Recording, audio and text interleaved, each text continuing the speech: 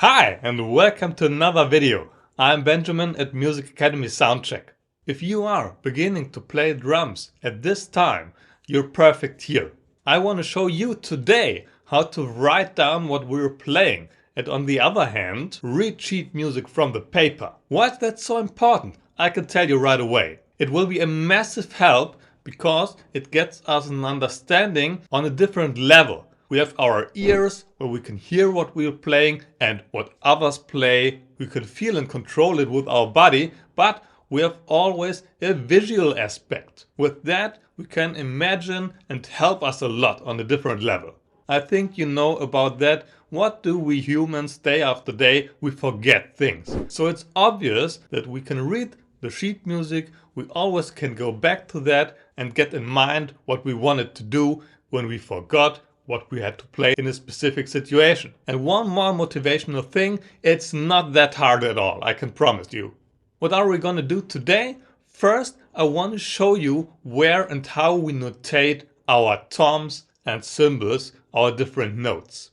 I'll start with the most important ones, then we'll get to play it, and then I'll go a bit more into detail with other notes. So stay tuned, after that lesson you'll have a basic understanding how to read what you want to play. Cool, what do we see here? That's our notation step. We have a system of lines. There are 5 lines where we can notate our notes. It's even possible to notate drums in less lines, but that's the most common way, I can promise. On the drums, as I promised you, it's not that hard. We have a note with a note head. You see that round dot. That's the most important thing that indicates which tom we want to play. This note here is notated under the lowest line of the system. That means that we play down here on our bass drum. Just combine it, lowest note, lowest tom sitting on the floor. You can easily see that this note here is notated quite in the middle of the system. Not exactly on the middle line, but most of the times one above in the room between these 2 lines. That's our snare drum. Let's go, just play this note on the bass drum here. And if you see a note head in that position, play a snare drum. 1 time. 1 note does mean 1 stroke. It's not that difficult, huh? This note here shows a complete different notate, huh? When we notate across, we mean our cymbals.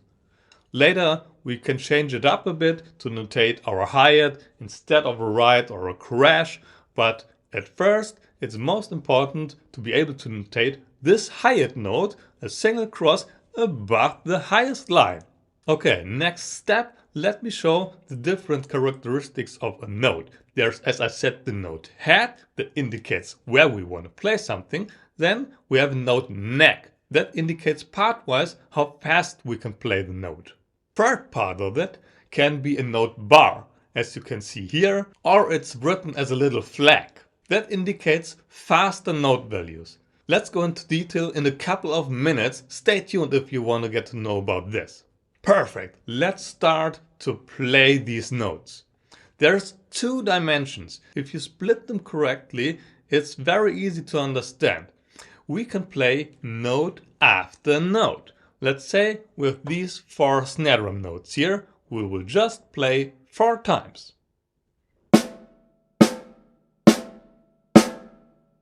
The second possibility is that there are different notes above each other.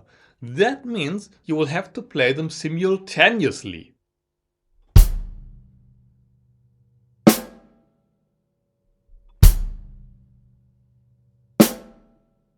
If you remember what we said a couple of minutes ago, you see the note under the lines for the bass drum and our cross note for the hi-hat written above each other, and I played this note together. After that we see our snare drum note, and above it there's a hi-hat note. So I played the snare drum together with the hi-hat. Let me give a little insight. For me it always was kind of magical, very important to know if I slow down as much as I can. There can be 100 notes on that page, about pressed full of the fastest notes you can imagine, but there will always be a combination of notes and after that a next one. So if you want to practice it, slow it down, start with the first note and go on step by step. So remember, 2 dimensions, notes written above each other and one note after another. Let's go into detail of these necks and bars. There you can see the so-called note value of the notes. Maybe you have heard of that. We can play faster and slower notes. We have quarter notes most time as a basic. Let me tell you, we count in quarter notes. If you've seen any musician on the stage, wherever, counting in and start playing, that's the basic foundation of the tempo of the note system for the band in that moment. Most of the time I won't go into detail with that today, but our basic counting structure is in 4 quarter notes per bar. You see the bar line that ends the first bar. It's like sentences in our language. We have different sentences to structure what we're saying, right? That's a bar line. We finish a first bar and start another. A song consists of many bars. The note value system works as following. We double up the tempo per note value. Means if you play 4 quarter notes in the bar, and in the next bar you see these notes here. They're combined with the note bar to a group of 2. These are all 8th notes now. We have 8 of them written in that bar and we play double as fast. One more time.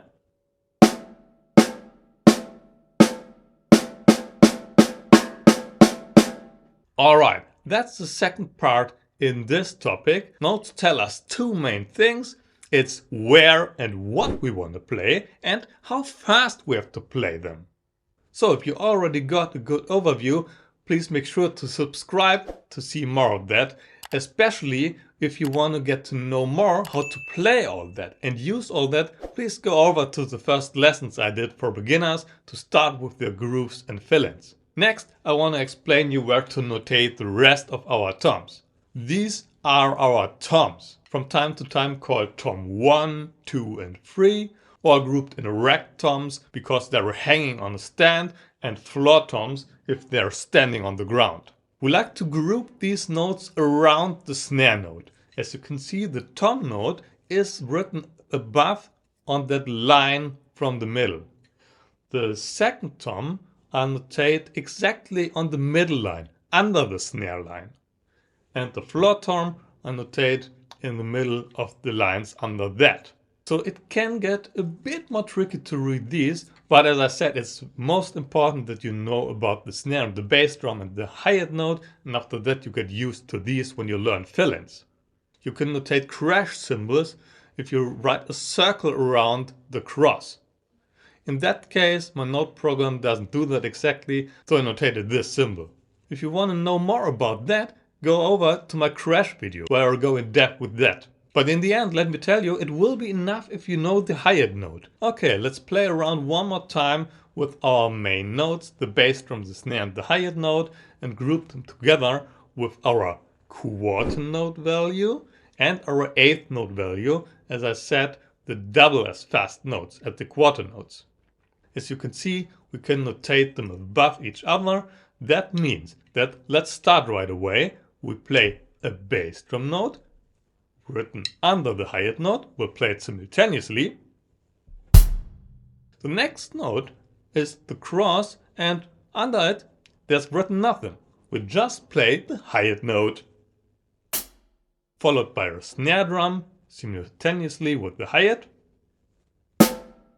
And the next note again as a single cross. Make it simple. If they're grouped in different combinations, that's not the most important thing. At first, you want to check what's written above each other and then what comes next to that and play it. Just when you got this sorted out, come back to the note values, and there you can see the first time we can write 2 8th notes written on the hi-hat with 1 quarter note. As you see, the quarter note is double as long as 1 8th note, and so there fits 1 quarter note equally to 2 hi-hat notes on the 8th note structure right now.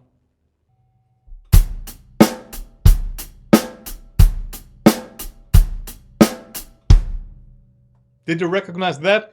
Maybe if you just learned about the first grooves. It's nothing more than that, our basic rock groove.